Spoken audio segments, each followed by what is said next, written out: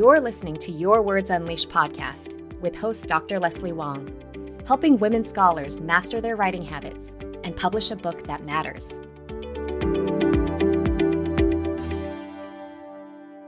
Today, I am happy to welcome Dr. Kevin McClure onto Your Words Unleashed podcast. Here's a bit about him. He is the Murphy Distinguished Scholar of Education and Associate Professor of Higher Education at the University of North Carolina, Wilmington. He also serves as co-director of the Alliance for Research on Regional Colleges. Dr. McClure is an expert on college leadership, management, and workplace culture, especially at broad access institutions. He's the co-editor of the book, Regional Public Universities, Addressing Misconceptions and Analyzing Contributions and Unlocking Opportunity Through Broadly Accessible Institutions. His public scholarship covers a range of topics, and throughout the pandemic, he wrote viral articles on morale, burnout, disengagement, staffing, and leadership in higher education. And he now writes the Chronicle of Higher Education's workplace column, Working Better. Finally, his book, The Caring University, Reimagining the Higher Education Workplace After the Great Resignation, will be released with Johns Hopkins University Press in 2025. Congrats to you on all of that, Kevin. Thank you so much. And thank you so much for having me, Leslie. I'm really excited. Yeah, this is great. So Kevin and I know each other from LinkedIn, where I eagerly read his posts on all kinds of important topics. But the thing that really caught my attention was a several-part series in which he talked about how to do public scholarship, including how to write op-eds. So that is what we're going to talk about today. So obviously, public scholarship is near and dear to my heart, so I can't wait to hear your advice for academics who want to do more public-facing work. But first, would you mind telling listeners a bit about your journey through academia, and then also your decision to do more writing for the general public? Yeah, sure. So I actually began as a staff member in higher education. I went to graduate school to be a student affairs educator and began working first in housing as a resident director, and then became the program coordinator for an international studies living learning program. As part of that program, it was a really unique partnership between housing and an academic college and international programs. And as a young, recently degreed with a master's degree professional in higher education, I got to teach. And so I was teaching undergraduate students courses in cross-cultural communication, international relations, and also doing programming with them near Washington, D.C. And so we were going to embassies and museums and designing study abroad programs. It was a dream job as a new professional entry-level position. I absolutely loved every part of it. And a couple of years into that role, there was some restructuring at the university where they said, we want all of our living learning programs to be housed in an academic college and to have a faculty director. And so I was not a faculty member, and we made that move as a program. And I realized pretty quickly that there were going to be opportunities available to me if I were to pursue my doctorate. And so I decided to go back and work on my doctorate and continue to work full time in the first couple of years as I did that, which is very difficult. Yeah. And ultimately stepped back into a graduate assistant role and started working in the office of the provost in faculty affairs. So despite working in faculty affairs and having done a little bit of teaching in the program that I coordinated, it was not really on my radar to become a faculty member. My plan had been to continue to work in student affairs or work in higher education administration, or I had done some coursework in policy and I was near DC. I thought maybe there could be an opportunity to do some type of work in higher education policy.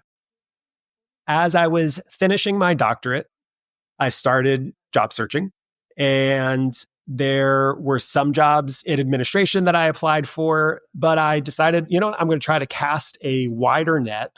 I didn't have any immediate job prospects on the horizon. And so I applied for 2 faculty jobs. This is the part of the story that I always get a little bit uncomfortable telling, because for people that have pursued faculty roles and have gone through an incredibly arduous search process, this seems insane. Mm-hmm. And it is insane. But I applied for 2 faculty jobs. One of them was at UNCW. And I got offered that interview. I had to reach out to my mentor immediately and to say, I don't know what I'm doing. I have not prepared for this. I've never done a faculty interview before. Help me. So she was able to coach me through that initial interview. And I ended up receiving that job offer. And it was a relatively new program. And so I think my logic is that they were willing to take a chance on someone like me who maybe had not done all of the traditional preparatory things for a faculty role. But we moved to Wilmington, and it's been 10 years now that I have been in that faculty role. I am now an associate professor. I'm in this 3-year rotating distinguished position, which is what has enabled me to pursue this book project because it provides some resources and reduces my teaching load a little bit so that I can focus a little bit more on writing. My step into public scholarship actually happened at a relatively early point. I have always loved writing. My background was in history and Spanish literature. I was always immersed in texts as an undergraduate student, and I just loved writing. And so as I got into my doctoral studies, I was constantly pushing against the conventions of academic writing and wanting to do other things. And so I actually wrote my first op-ed as a doctoral student for the Chronicle because I had been working on my dissertation. I had some creative energy. It just felt like I was boxed in around the dissertation. And so I wanted to let some of those ideas out. And that was a venue. And so I tried it. I literally put together the Word document. I sent it as an email to the Chronicle without any prior relationships. And they decided to publish it. And that was kind of my first step into this. And it suggested to me that there was a possibility there. There was engagement with that article. People were reading it. And it proved to be a really, I think, pivotal moment for me as an academic to be able to say, there are lots of different ways that you can do this. It doesn't all have to be in kind of traditional academic research, and that there are ways to share ideas and communicate and connect with a community of people using some of these other venues and platforms. And so that kind of started the process, and then it kind of grew from there. And we could talk about some of the steps that I took to grow it from there. But I think it's fair to say that I kind of caught the bug early. And now, being post-tenure, I have really tried to think about impact, the impact of my work in a different way. And that has produced a whole other justification for wanting to do public scholarship. Yeah, I think that's fantastic. And I think so often academics do want their research to have impact. But I think one thing we don't often do is define what the term impact means to us personally, right?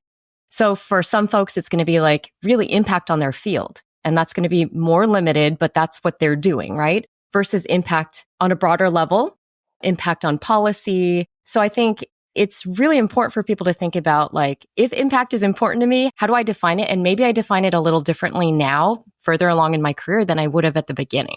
So I think that's a great point to start with. Yeah, and I love that. And actually, one of the things that I have grown to appreciate so much about my own institution and where I'm at is it has enabled and created this space for exactly that. So many different pathways that faculty can follow based on where they can make the most impact. And I'm glad that you brought this up because I think there is a tendency to sometimes put this pressure on faculty, like public scholarship is the way that you create impact through your work. And that's not the case, right? There is impact through really good, rigorous, high quality academic research. There is impact through community engagements. There is impact through, doing really policy relevant work where you're interacting with policymakers and policy organizations. And then there can be some of the stuff that I have been doing, which might touch on a few of those, but is maybe a little more squarely in this public scholarship space. And all of those are ways of creating impact that are valid. but maybe pausing to consider which one is right for you is an important first step. Yeah. And absolutely like defining your audience. And so your book, The Caring University, is going to be published soon. And I'm so curious what it's about and what inspired you to write it. Sure. Yeah. The Caring University grew out of some public writing that I did about really problems in the higher education workplace. Many of these were problems that were amplified as a consequence of the pandemic. And through that writing and additional research, it became clear to me that there are many problems that we experience as staff and faculty as we go about our working lives that can be located at an organizational level. So they have to do with the cultures and the structures of our colleges and universities. And a lot of our solutions when it comes to workplace challenges have been individualized. So we are trying to encourage people to develop a self-care routine or to set better boundaries. We might be giving them access to individual mental health resources. And all of those things can be really important, but they may not really do a great job of getting at some of those organizational problems. So the Caring University is about the importance of pursuing cultural and structural change to address those root problems. And in the book, I propose a set of 6 organizational changes, each of which has a number of concrete approaches associated with it. And the whole point is to better foreground the well-being of staff and faculty in higher education as a way of making our organizations better, making our institutions more sustainable, and allowing us to do our best work for students. That sounds so necessary. And I think the words caring and university, I don't know that I've ever heard them put together before. So I really appreciate that. And I actually remember you posting on LinkedIn about like, I'm writing the introduction of this book. I'm writing this chapter of this book. It didn't seem like it took you that long in the grand scheme of things. I mean, compared to a lot of the clients that I work with where it's like 5, 6, 7, 8 years. So maybe you can just share briefly, like, what was your approach to writing? How were you able to get this done relatively quickly with all the other responsibilities you have? Yes, that's a very good question. Nobody has asked me this question, and I've been wanting to talk about it. So Let's talk about it. To just ask me questions about writing a book because it is a whole other thing and a crazy process for someone like me who's never done it before. Yeah, always crazy. Yes. But I walked into this already having written some content by virtue of the public writing that I had already done. So that's one aspect of it. There are pieces of this work that draw on organizational theory that I have already been using in my scholarship and teaching for years. And so being able to write on that was a pretty easy lift. There is a certain dimension of this where I wrote in a flurry because I had this opportunity through the position I'm in that changed the structure of my workload to create an opportunity, and it was time limited.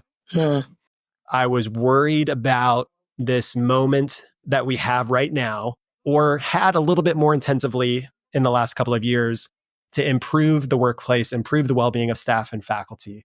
I was worried about that moment slipping. And I felt this urgency to get the work out.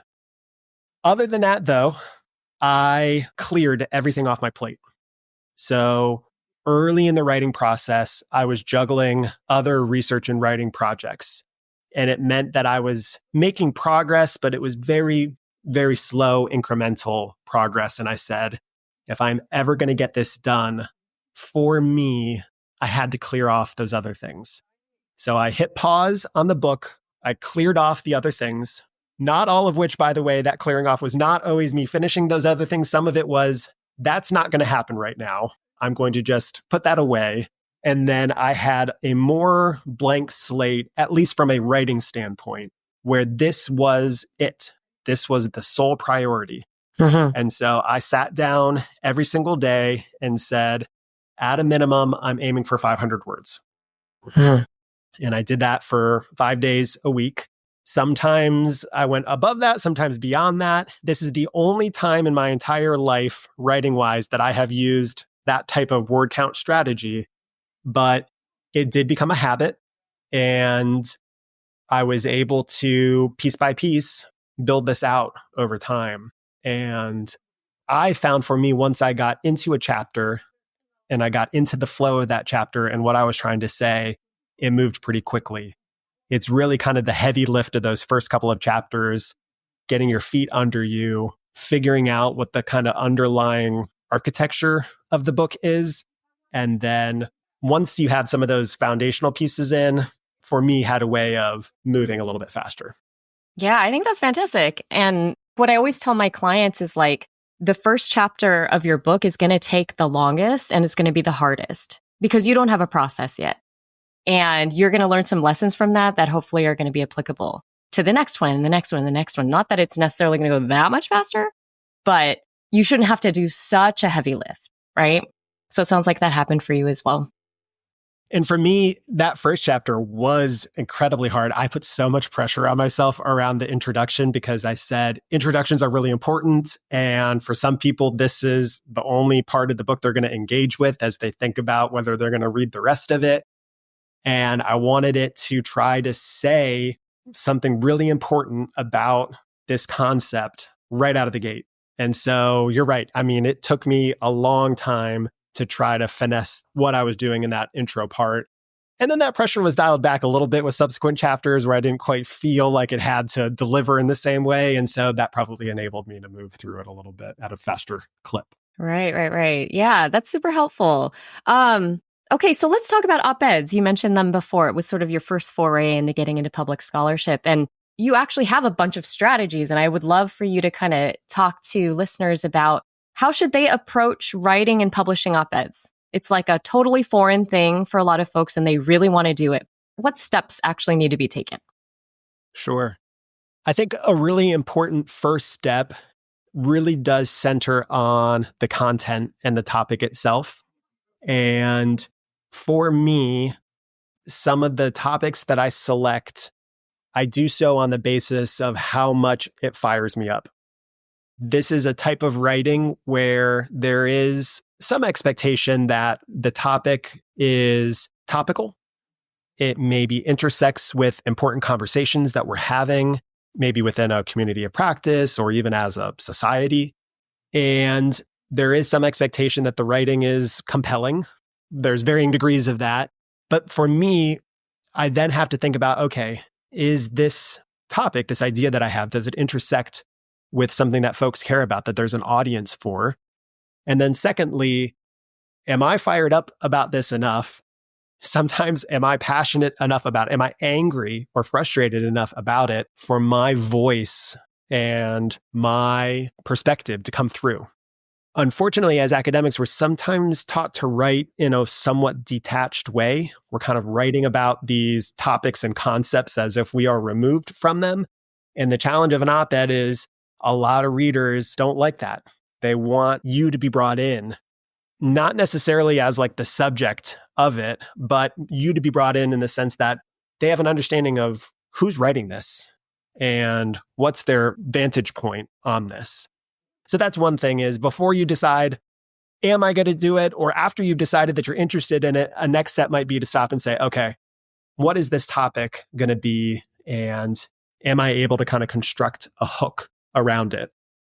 So the hook is, for me, usually in the first couple of paragraphs, I try to stop and say, what is going to grab a reader's interest and give them reason to continue reading? And many editors are looking for that as well. They want that argument to be brought in fairly early so that folks don't have to go digging for it. And if it is the case that your topic is connected to something topical or a debate or a current event, they want that hook, that thing that it's hanging on, to be present fairly early in the article as well. So that's something that I've had to work on over time. And it is not unusual for me or for lots of writers that I have worked with, my own students, for example, that their most compelling argument comes in as the conclusion. Right. Because by that point, we've kind of figured out what we're talking about and what it is that we're trying to say. And it's not uncommon for me to, by that point, say, oh, there it is. I'm going to bring that up to the top because that's the clearest, most forceful articulation of what it is I'm trying to say. Beyond that, there is a not insignificant barrier to your work getting accepted or published by various outlets. All of these places are looking for content all the time. And so they are very happy to accept submissions. It's not always clear to me 100% what their criteria is that they're operating from or what they're looking for. And so I don't want to make it seem like this is just a matter of writing it up, sending it off, and someone is going to accept it. But similar to academic publishing, there is a certain dimension of this where you might write something and one outlet is not interested at all, and you send it somewhere else and they love it. And so you might have to sometimes send it to more than one place. The trick with that is similar to like different academic journals. Some places have slightly different types of articles they tend to publish. It may be the case that some really tend to publish things that are much more advice oriented. So they're going to want to see some really practical advice for an audience that you have specifically named. Others are willing to publish something that might be more of an essay about a topic that, we're all having conversations around, like student engagement, for example. So there is a little bit of homework that can be helpful where you're reading what's getting published in different places, what are the types of articles that they tend to publish, and that might increase the odds that they're willing to take a look at what you submit. Yeah. I think those are all really, really great points. And to your first point about having your own perspective, right? Being fired up, being able to basically take ownership of ideas and really take a stance in a way that readers can see that it's coming from you. I think that is actually a very foreign way of writing for academics. Not only do you have to say, I argue this, or I believe this, or I'm against this, I want to challenge this thing. You have to then deal with potential backlash. There could be a contingent of folks that are really, really offended by what you have to say. And so how do you kind of overcome or just manage knowing that what you have to say may not be everyone's cup of tea? That's a great point. So first of all, that idea of kind of finding your voice, finding your perspective, it is a process. That's not something that, first of all, I feel like I have mastered, or to the extent that I have mastered it, it has not come overnight. And one of the strategies that I have used to help me with that is social media. I often, before I write something, will write about it on social media as a way of kind of floating the idea, seeing what kind of responses there might be to it, starting to make sense myself of what it is I'm trying to argue or what it is I'm concerned about. And social media allows me to do it in a way that, as you said, I really do own it. It's coming from me. I'm articulating it as not something that's just this thing that's floating out there, but it's something I'm thinking about. And here's how I've been thinking about it. Here's how it connects to my work. That's been a very helpful exercise in that development of a voice. The other upside to it is it allows you to get a little more comfortable with putting yourself out there. A big piece of this that I hear from colleagues and others is they say, I can't imagine just putting myself out there. How do you do that? I suppose there is a certain element of this where you kind of just have to try and see how it feels. And I want to acknowledge that there may be some people who try this and they say, this is excruciating. This is not for me, and that's okay. But the upside to at least giving it a try on social media is that social media is very ephemeral. You put something out there and people's attention spans are very brief and they move on very quickly. That by itself can be a nice reminder that all of the writing that we do, all of this public writing, it kind of has a moment and people don't really latch onto it that long before they might move on to something else. And that might allow there to be a little bit of that pressure to be dialed back, so it doesn't feel like there's such intense scrutiny. I also want to just own, by the way, that there's a significant amount of writing that I do that is not that controversial. There is a different calculus at play here if you are writing about politically charged topics, if you are writing about racism, if you are a marginalized scholar who is writing about social issues, the type of attention that you get is different than I receive as a white man talking about less controversial things. And so as we're thinking about public scholarship, as people are deciding how they want to engage, what they want to step into, that's an important factor that should be weighed. people who do this work can be singled out. They can be targeted. They can be harassed. I have not experienced that. And I think my identity is a big piece of that. So that process of kind of putting yourself out there plays out differently for different people. And institutions' ability and willingness to support scholars in that can be very uneven. And so I think that's something that we need to think about. Anyone needs to think about as they're considering what the type of public scholarship that they might want to do, how that looks for them. Yeah, I think that is a really, really important point that you make. Like our own positions, our own backgrounds, how we are going to be perceived by the general public is obviously going to differ depending on how we are received in society. And so people really do have to think a lot, I think, to be very intentional about how they engage publicly and not have that stop them from saying what they need to say or what they want to say. To your point, regardless of whether it's controversial or not, or who you are, there are going to be people who disagree with you. I have had people who write in letters to the editor after I've published something, making it clear that they disagree with it. After I share things on social media, I get different levels of agreement, disagreement with it. The upside to all of this is the engagement that you get is so different compared to academic writing. I cannot tell you how many conversations that I have had with practitioners in my field that are using work that I have done because it's publicly available and it is more accessible. It's getting circulated amongst leadership teams. They are discussing it. They are debating it. Unfortunately, that just did not really happen with my academic work. It doesn't mean that I have abandoned academic work altogether or don't believe in its importance. But for me, the advantage to doing some of this is the ability to influence conversations in spaces where, unfortunately, some of our academic work is just not brought in. Yeah. And I think part of the reason it's not brought in, well, there's a lot of different factors to it. Part of it is that a lot of it is held behind paywalls, right? A lot of it is because it's written for specialists and non-experts. It might not be legible to a wider audience, right? So if like the main point of an article is to challenge a different article, it's not so much like widening the conversation for everybody, right? Or welcoming everybody into the conversation. There's just a different purpose for it.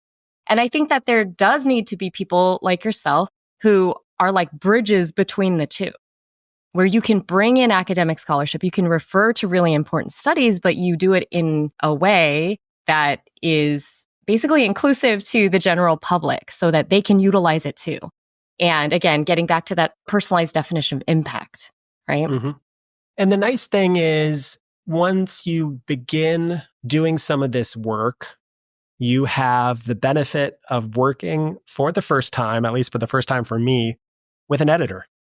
So they will help you with translating a little bit, helping to make your work a little more legible, helping you think about even the minutia of sentence structure and paragraphs and how you articulate an argument. And with practice over time and interacting with editors enough, you begin to develop an editor in your brain. And you start to say, oh, I can kind of anticipate what this person is going to say. I'm going to start at the beginning structuring my article and writing in a particular way so that now I've done this enough. I have enough editors in my brain where they don't have to do nearly as much rearranging and cutting as they once did. And so it enables you to kind of develop a form and a tone as a writer that a general audience can pick up on. And so my point in all of that is to say, there are some folks that help you with this as well. Right. Yeah. And the one and only time I published an op-ed, I basically took it on as a personal challenge. I wanted to have a public-facing piece for when I published my second book. And it was interesting because I read all the advice online. I wrote something. I had two of my friends who were academics look at it. They were like, it's so great. It was like 1,300 words or something. And then I sent it somewhere and he cut it in half. And he was like, I still don't know if this is going to go anywhere, but let me send it on to other people. Send it on to someone else who then cut it even more. And by the end, it was like so short, but it was so snappy and to the point. And it was like, wow, That's not exactly what I said. I mean, it was, but reduced to this very clear set of points. But I can see how over time, it's like you develop that sense. It's a skill set like any other. Yeah. And that experience that you've had, I've had, I think every academic who's ever written an op-ed has had that experience where we're just accustomed to elaborating on things in a very different way. And yeah, the editor is very likely going to have you cut it down, but it pushes you to really stop and say, what is the most important thing that I'm trying to say here? What is really the through line that I'm going to try to carry out from start to finish? And every person who's interacting with an editor has a choice, which is to say, you can fight this. And there may be moments where that makes sense, where you do want to fight for something because it's really important. And I've done that. I've gone to bat for particular things. But by and large, I say, this person knows something that I don't. They have experience with this that I don't have. I'm going to listen to them. And it is almost 100% of the time that my writing is better by virtue of following their guidance. And so now I'm to the point now after I send something where they're like, we think you should change this. I kind of say, you're right. Let's do it. Let's go with it. Because I just know. I know that I've learned to trust their expertise and that they are partners in this. So that can be a really valuable resource. Yeah, absolutely. And so we've talked a lot about doing public scholarship and the importance of it. And yet it doesn't count that much when it comes to things like tenure and promotion. So what are your thoughts on getting public-facing work to be more valued in the academy? Yeah, it's a great question. It's a struggle that I continue to have. As I said, beauty of where I am is I have a lot of space to do this work because I'm not at an institution that rigorously polices the types of publications we should be aiming for or the types of conferences we're attending. And I'm not heavily pushed to be pursuing grants. And so there's freedom for me to pursue this work. But that freedom does not mean that this scholarship is counted in the exact same way as some of those other contributions. And I'm not suggesting that all of it should either. The amount of time that I spend on an essay for the Chronicle of Higher Education, for example, is not the amount of time that I spend conducting a study, writing an article, doing a grant application. So these are not equivalent things, and I'm comfortable with that. So I'm not suggesting that these are pieces of scholarship that should be counted exactly the same. But I'd like to imagine scenarios where it counts more than it does at the moment. And I think some of that starts with leaders who themselves have relied upon public scholarship in their own work and begin to see there is a place for this. We need to think about how do we recognize it? How do we celebrate people who are willing to step into it? And not just celebrate it in the sense of like institutional publicity, because that's sometimes what happens. Institutions are happy to jump on something that you've done publicly and to claim it in certain ways as an institutional success. When I'm thinking about a recognition, I think that we need to be truly recognizing individuals who are putting themselves out there and taking some risks and trying new things as faculty and rewarding that in our promotions, in our sense of what is meritorious, in our sense of what should be awarded or kind of officially recognized campus-wide. You know, it's not the case that everybody who's doing this is looking for a gold star, but there is a disincentive to engage in this if it does not count towards our criteria for promotion, for example. The other thing I'll say is this is labor that does not always fit neatly in our constructions of faculty workload, which are still often revolving around how many courses you teach or how many advisees you have, and then more traditionally understood scholarship and service. Unfortunately, it's the case many people have to do this as an extra. They have to figure out how to kind of squeeze it in, and it is labor. Very often, an op-ed is not purely opinion. We are academics. We very rarely operate purely from a space of opinion. We are often writing this from a place of research, our own research and others' research. And so that's labor. The writing of it is labor. There's editing that goes into it. There is dissemination and promotion of it. So this is something that takes time. and can require training before you even venture into it. I'd love if there is an opportunity for us to think about, for people who want to do this, who have a knack for it, who have a passion for it, how do we somehow build this into their workload so that we say, if this is something that we value as an institution, then we should do that. And I do think that departments and colleges and institutions can benefit from faculty who do this. There are ways in which faculty who are engaged in public scholarship bring positive attention to their institutions. They are almost a way of kind of marketing the institution itself or the program itself just by virtue of them doing high quality, well-regarded work publicly. Absolutely. Imagine like one of your faculty placing an op-ed piece in the New York Times. It definitely brings good publicity to your institution. So lots of great points. And just the final question for you is really about this new column that you've started for the Chronicle of Higher Ed called Working Better. I'm so curious. What do you hope to achieve through these essays? What's the purpose of your column? In writing the book, there were certain approaches that were included, certain interviews and examples that were included, but I was aware as I was writing it that I was not going to be able to cover everything. The interesting thing about writing about the higher education workplace is that it's kind of about everything in the world of higher education. So there is almost no end to the number of things that one could explore or talk about. But I was very cognizant that there was a limit in terms of what I was covering as part of the book. And there were other topics that I didn't get to. So I started playing around with kind of a list of things that I just didn't get to, but I knew I was interested in and were important, and I wrote those out. There's a dimension of public scholarship that I find really fun, which is the creative piece of it.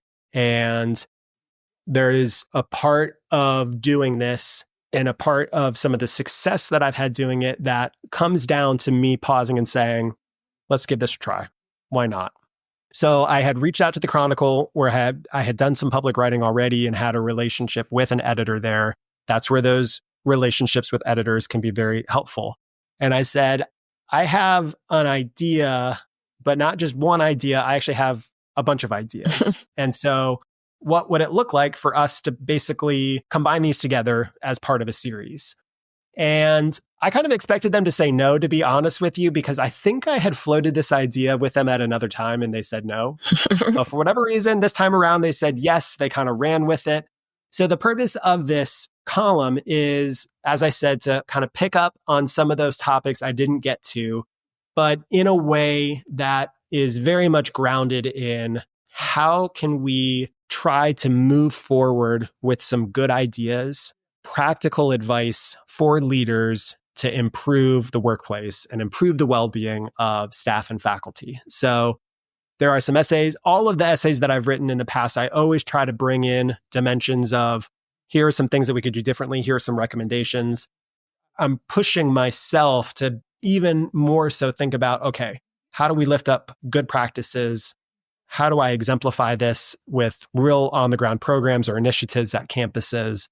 How can I really help us turn these ideas into action? So that's the hope. We'll see if we get there with it or not, but it is exciting and new territory for me because generally I've written on a very ad hoc basis. And this is more of a challenge for me to think about writing them with a little bit more regularity. And so we'll see how that goes. But yes, I'm very excited. Yeah, I'm super excited for this too. I mean, clearly you've hit something in the zeitgeist that these conversations are just really necessary right now. And so I'm glad that you are taking the helm of this new column. And I hope listeners will all look out for the Working Better column at the Chronicle of Higher Ed. So last thing, how can listeners connect with you? The best way is probably on LinkedIn. So I tend to be fairly active on LinkedIn. And I'm also on Blue Sky for those that have maybe ventured away from X and are looking for something similar. There's a pretty nice community, academic community on Blue Sky. And so they can find me there as well. My website is drkevinrmcclure.com. And so you can find the articles that I've written, a little bit of more information about the book that's coming out, as well as information about talks, keynotes, and workshops that I facilitate as well. Fantastic. Kevin, thank you so much for your time. And listeners, please connect with him on LinkedIn. Follow his always useful posts. You can find him at Kevin R. McClure. Make sure to read his new column and check out his new book, The Caring University. Thanks so much again, Kevin.